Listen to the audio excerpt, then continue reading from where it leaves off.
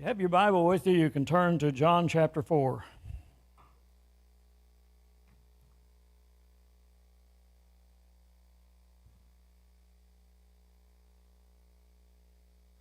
Most of this chapter has to do with Jesus' conversation with the woman at the well in Samaria.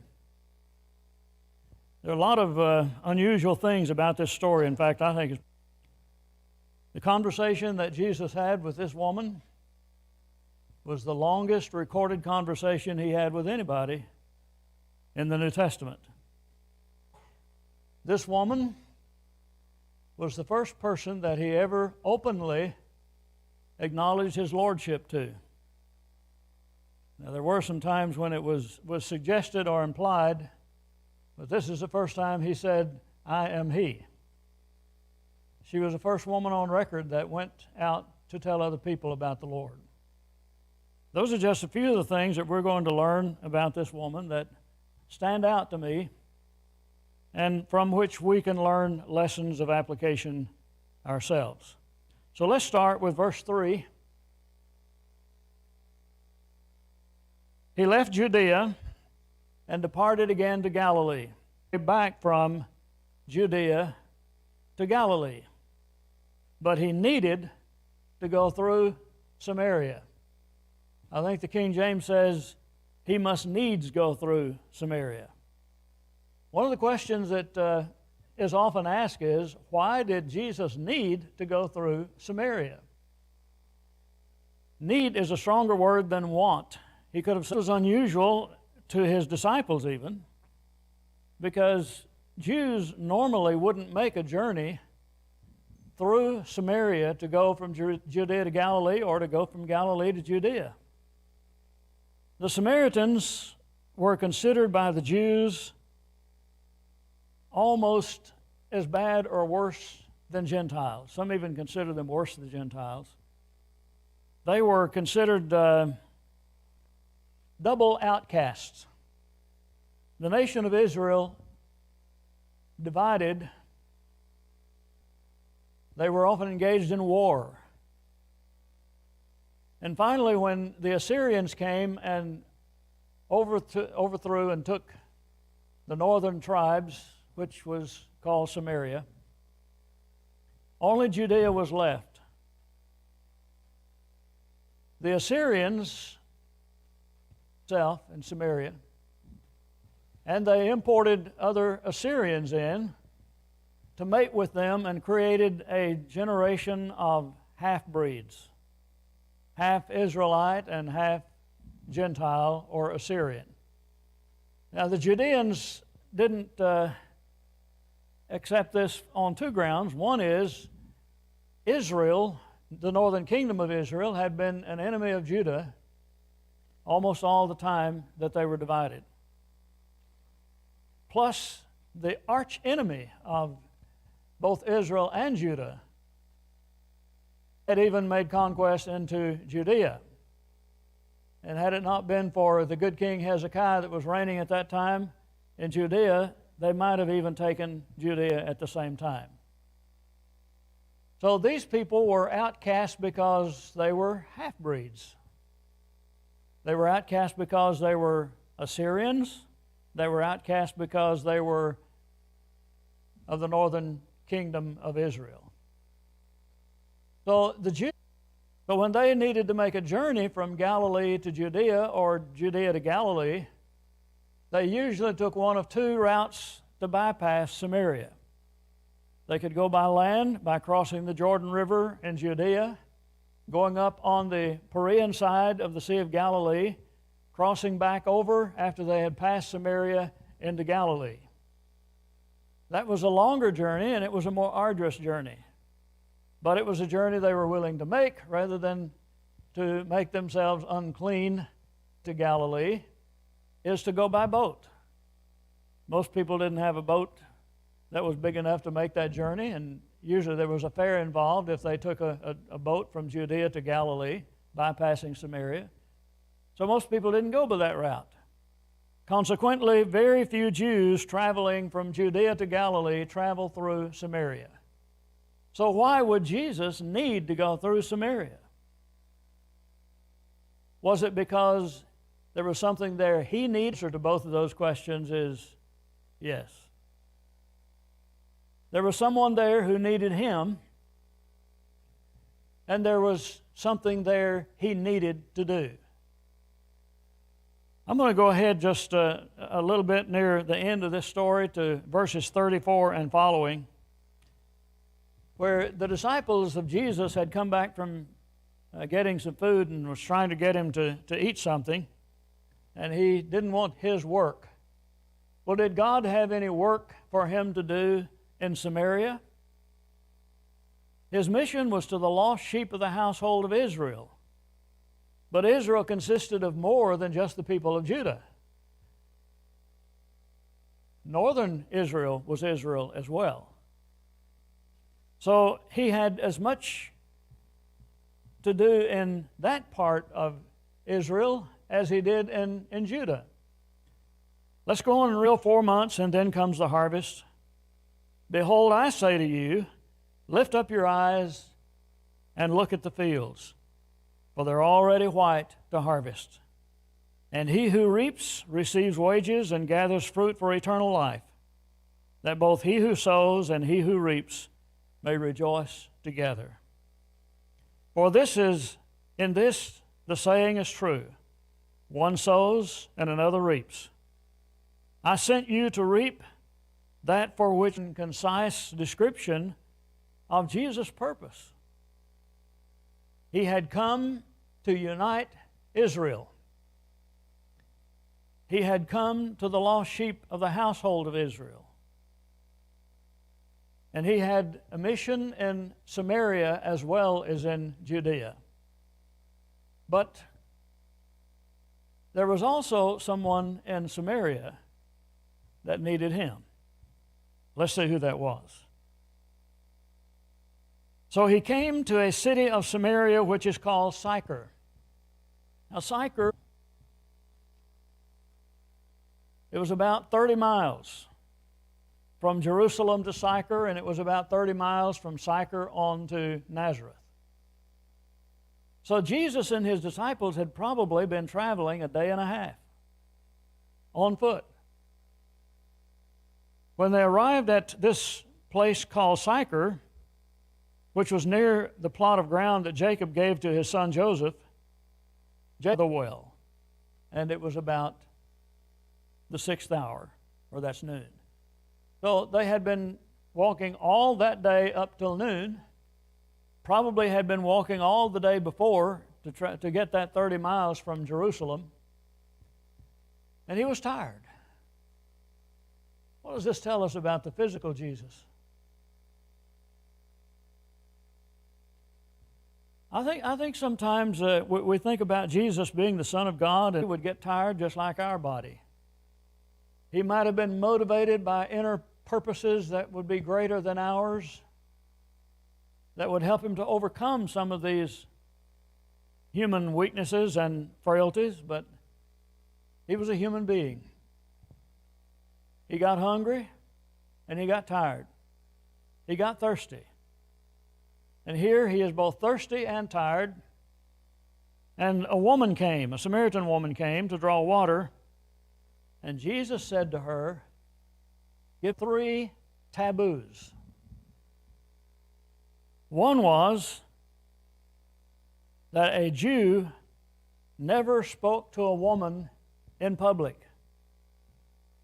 The second is that a Jew speaking to a Samaritan woman anywhere would be a taboo. And the third taboo was a Jew drinking from something that was handed to him from an unclean Samaritan. He was going to have to take a drink from something that came from her hand. Most Jews would consider that to be an act of uncleanness. I'm not talking about dirty, I'm talking about spiritually unclean.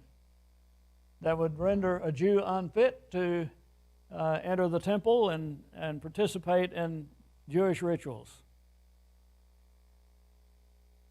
The disciples, so they weren't there. Just he and the woman. And this woman is just as confused as any other Jew would have been. Later, the disciples are confused that he's talking to this woman, and now she doesn't understand why he's talking to her. She said, "How is it that you, being a Jew, ask a drink from me, a Samaritan woman?"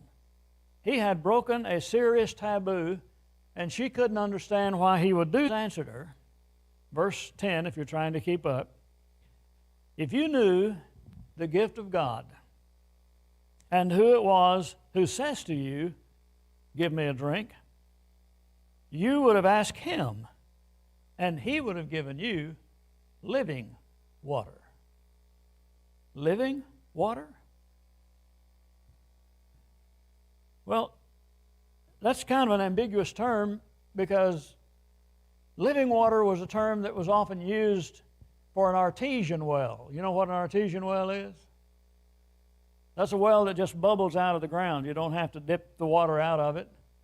When I was a boy, we went back to my mother's home place, which was up in the Oakland Hills, just south of Newport. And we went to the place where someone had been running cattle on that land, and they had filled that well up with rocks, and the water was just seeping out of between the rocks and running down the hillside. Removing those rocks would have brought that water back out just like it was when Mama was growing up there.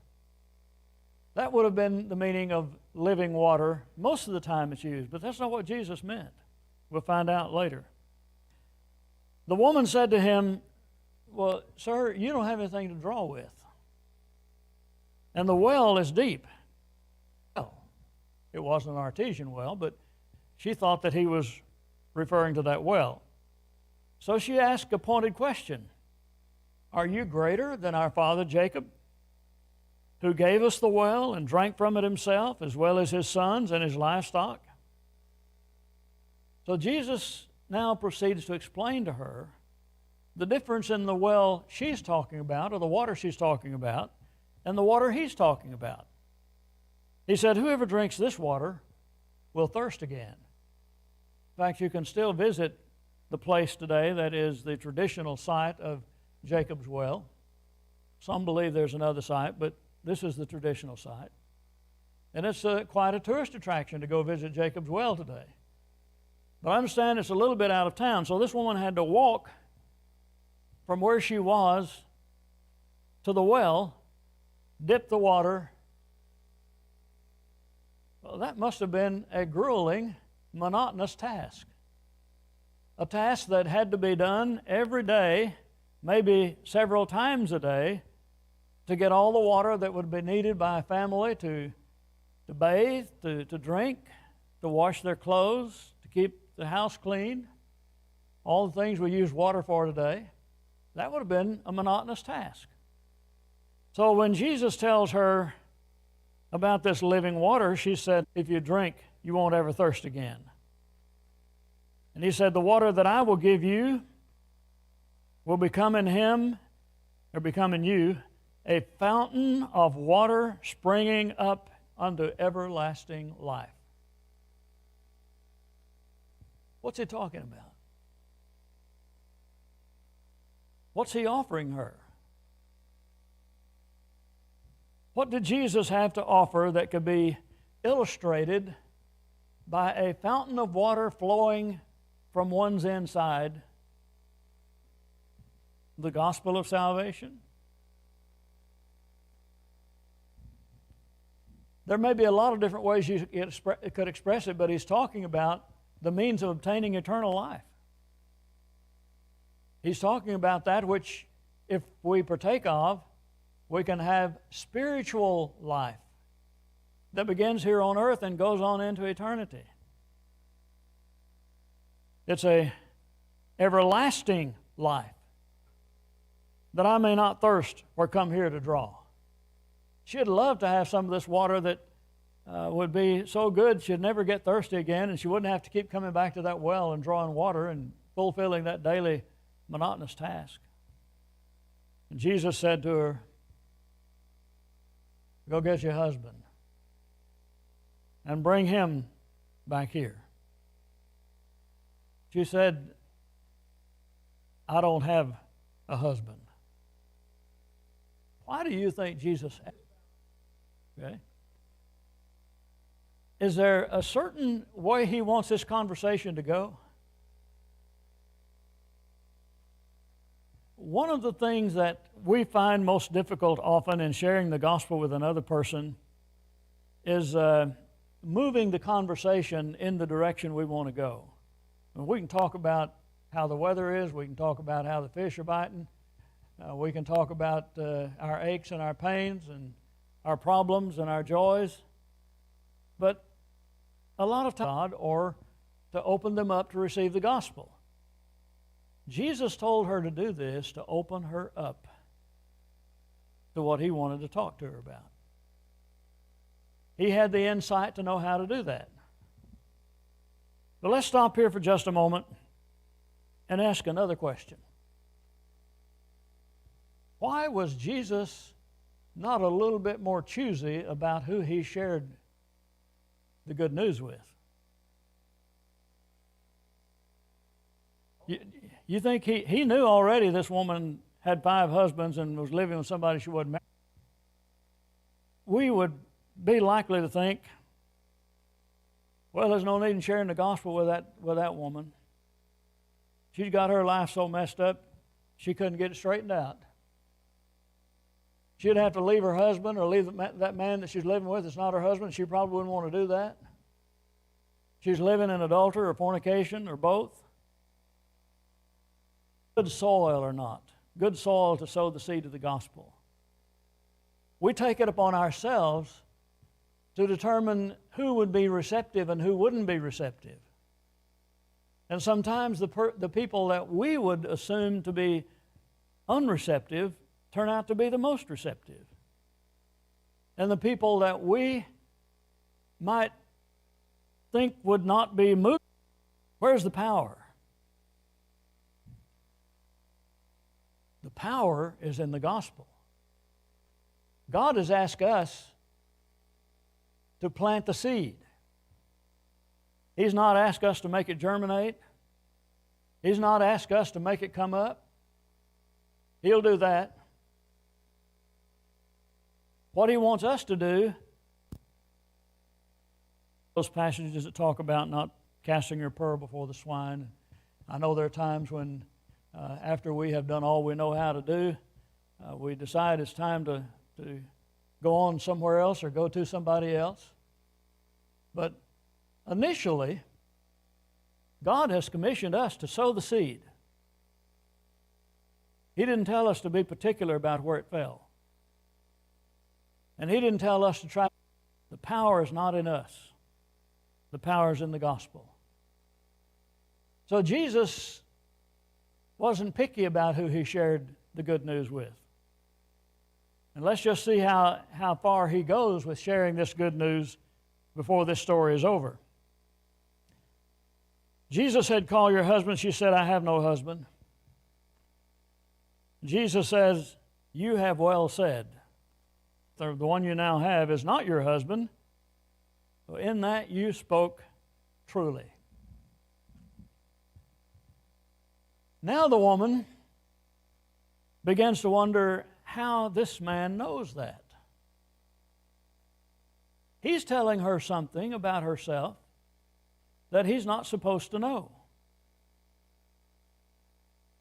He knows that she has lived a sinful life. She would have had 5 husbands and not be married.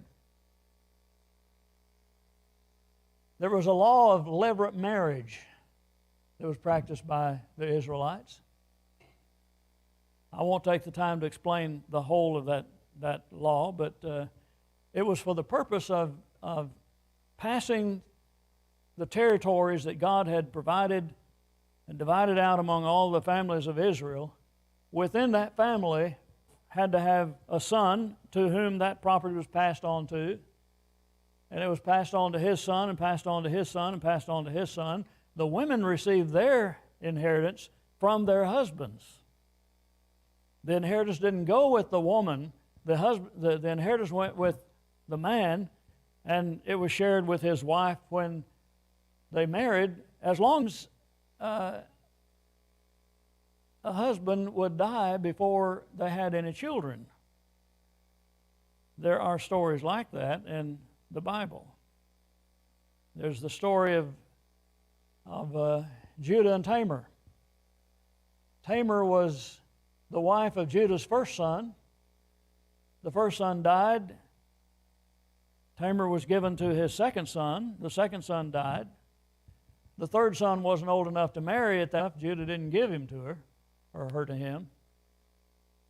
So she was without a husband because of the law of levirate marriage. But also, childbearing was absolutely required to women in those days. Shame and ridicule. Many of them were thought not to have a good relationship with God, or that God disfavored them somehow because they didn't have any children.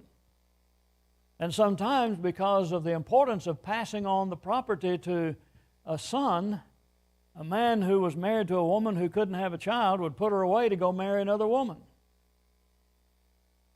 And if this was a woman that couldn't have children, and she may be now just living with a fellow she's not married to because there's not a husband there to have her. I don't know what her circumstances were, but I just think we need to be too careful about harshly judging her until we know the circumstances. And of course, we can't know those circumstances. These are only possible circumstances. But regardless of what the circumstances were, Jesus was not reluctant to talk with her. But Jesus wasn't reluctant to talk to a lot of them. The woman that came into the house of a man named Simon the Pharisee, who had invited Jesus to come to lunch or to supper. A woman came into the room and started washing Jesus' feet with her tears and drying them with the hairs of her head. Oh, what kind of woman this is, and he wouldn't allow her to touch him, let alone dry his feet with the hairs of her head. Well, there's more to that story, but I'm only trying to illustrate that Jesus had no reluctance to associate with and allow people who were considered to be in disrepute to touch him. And there was the woman that was caught in the act of adultery, the record in John chapter 8, I believe. These people brought this woman to Jesus and said, if they caught her in the act of adultery, there had to be another man involved. They didn't say anything about him. Why didn't they bring him in and say, we caught this man? Or bring both of them in and say, we caught this man and woman in the act of adultery. They were only concerned about the woman. And that's why Jesus stood up for her, so to speak, to death. They were putting Jesus to the test. And Jesus said, okay, whichever one of you is without guilt, let him cast the first stone. And you know the rest of the story. Jesus forgave her and told her to go and sin no more. So this is not the only time that Jesus had of ill repute. So when Jesus told her what he knew about her that he wasn't supposed to know, verse 19 says, the woman said to him, Sir, I perceive that you're a prophet. There are some commentators at this point. She was beginning to be uncomfortable with the way the conversation was going, and she wanted to change the subject. I don't believe that. I don't think that's what she was trying to do. As the story goes on, she raises a very vital question, a question that had been kicked around among the Jews, northern Israel and southern Israel, for a long time. That was where the people of God worship in the temple that was built at Mount Gerizim. The people of Judea thought they should worship in the temple that was built on Zion in Jerusalem. And she, knowing that he is a prophet, raised that question. if he's a prophet, she would like to know the answer to that question. Where is the best place? And you Jews say that in Jerusalem is the place where one ought to worship. If he's a prophet, then maybe he can answer her question. Jesus didn't accuse her of trying to change the subject. He answered her question. Basically, his question is, where you worship is not the issue anymore. It's who you worship and how you're on this mountain nor in Jerusalem worship the Father. In other words, neither one of these places is going to be the only acceptable place to worship God in the future. You worship what you do not know. Now, that was kind of a blunt statement, and it could be offensive, but it's the truth. The Samaritans had only the Pentateuch, the 5 books of Moses. That's all their Bible consisted of. They didn't have the prophets. They didn't have the wisdom literature. And they didn't have the history from the end of the 5 books of Moses until Christ came. They didn't have where to worship. Jesus is telling her it's who to worship that's important. And he says, the hour is coming when the true worshipers will worship the Father in spirit and in truth. And right now you don't know that. They didn't know that because they didn't have access to the prophets. They'd never read Isaiah 53. The time's coming when true worshipers will worship him, must worship him in spirit and in truth. That is an eternal, immutable truth. It'll always be true that God is spirit, and acceptable worship is both in spirit and in truth. That is, in the right way, the right attitude, the right purpose, and the right way. Now then, the woman said, I know that the Messiah tell us all things. That's why she had spoken to Jesus about the place of worship.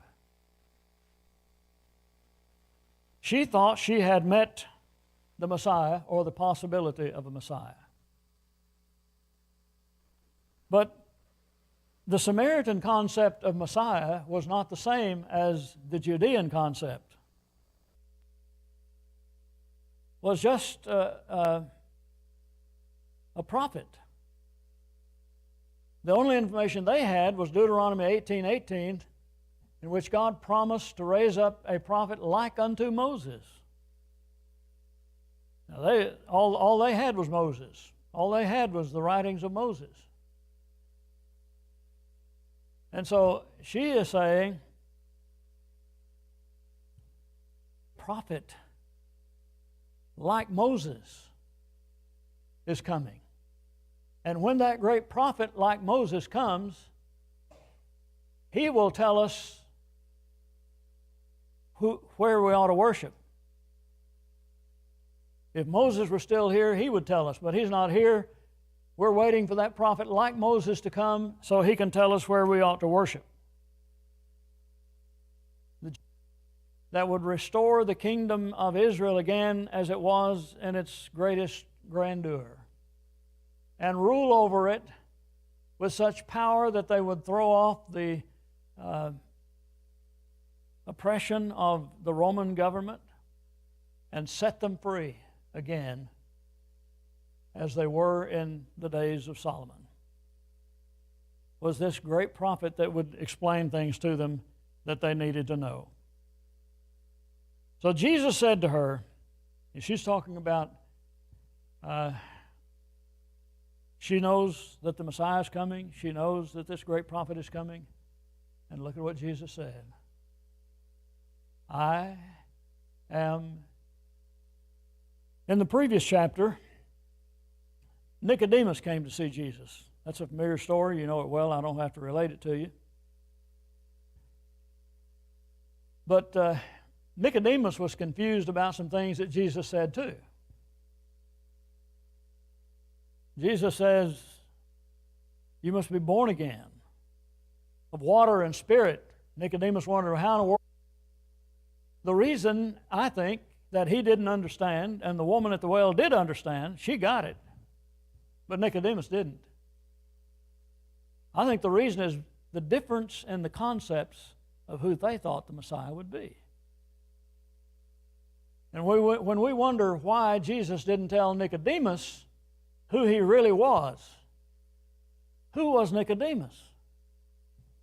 And though he was a disciple of the Lord, he didn't want his fellow council members to know about it. He was a secret disciple. He came to Jesus by night. I don't know if that's why he came by night or not, but that could be one reason. Had he told Nicodemus who he really was, Jesus probably would not have been able to carry on a 3-year ministry. They would have crucified. So he had no problem with telling her who he was. Well, at that point, the disciples that he sent to McDonald's have come back, and they are offering him something to eat, but they're scratching their heads. They're wondering, why is he talking to this Samaritan woman? No one asked, though, why he's doing it. They wondered, why are you talking to her and what are you looking for? They only thought this in their mind. They didn't ask Jesus. Discovered that she leaves her water pot at the well, runs back into town to tell her friends. Here's what it says. The woman left her water pot, went her way into the city, and said to all the men, come, see a man who told me all things that I ever did. Well, he didn't actually tell her everything she ever did, but he told her enough that she knew he knew everything she'd ever done. The city and came to him. She aroused enough interest in them that they went back with her to the well to see Jesus for themselves. Meanwhile, the disciples are trying to get him to eat something, and he says that he has food that they don't know anything about. That's when he told them what we read earlier, that his food was to do the will of his Father in heaven, and has brought to them. Jump on down to verse 39. And many of the Samaritans, underscore that word many. I think that's an important word. Many of the Samaritans of that city believed in him because of the word that the woman testified. Many of them believed because of what she said with them. And he stayed with them 2 days. During this 2-day period, it says in verse 41, and many more believed because of his own word. How would you like to spend 2 days with Jesus? What would you try to keep him from knowing that he knows everything you've ever done? Would you feel comfortable in his presence? Well, here are many people. I said underline or underscore the word many. It's in there twice. Many of the Samaritans came out because of what she believed and listened to Jesus, and many more, verse 41, believed because of his own word. What do we know about Samaria later? When Jesus issued the Great Commission, he said, go and teach all nations, beginning where?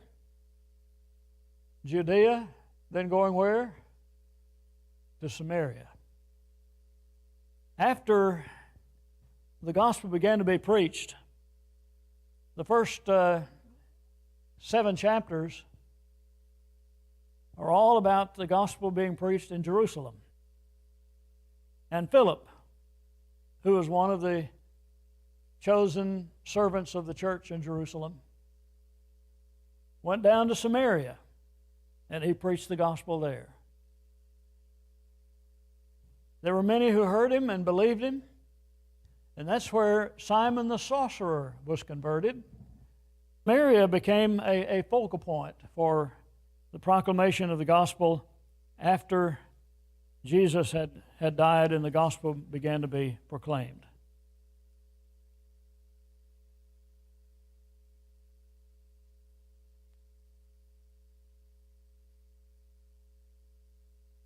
So would we be more selective today than Jesus was? Found him to train to carry on his work after he was gone.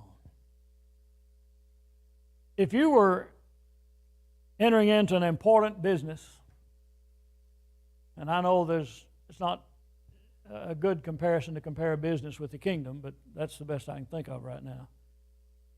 You want to start a business, and you want to gather around you 12 of the best people successfully after you're gone. What kind of people would you pick? Who would you be looking for? Well, he chose fishermen. He even chose a tax collector. The offscouring of the earth in the Jewish community. And he even chose a fellow that he knew was why. You ever wondered about that? Men who were uneducated formerly. Those who later noticed the work of the disciples took note that they weren't highly trained men, but they'd been with Jesus. In other places, that God has chosen the poor and the weak to reveal himself through. Because the poor are often the most receptive. The uneducated are often the most receptive. Could you believe that one reason so many people are reluctant to believe that? Too educated in the wrong thing. They know too much about the world, and they're too involved in the world. They're in bed with the world, and they like it that way. And Jesus and the gospel run counter to that. It makes them uncomfortable. The people that are most likely to be receptive are often the people that we think ahead of time would not be. So this woman becomes the first evangelist, the first followers of Christ in Samaria are as a result. Then they said to the woman, this is the people that had come out with her to see Jesus. Verse 42. They said to the woman, now we believe, not because of what you said, for we ourselves have heard him, and we know that he is indeed the Christ, the Savior of the world.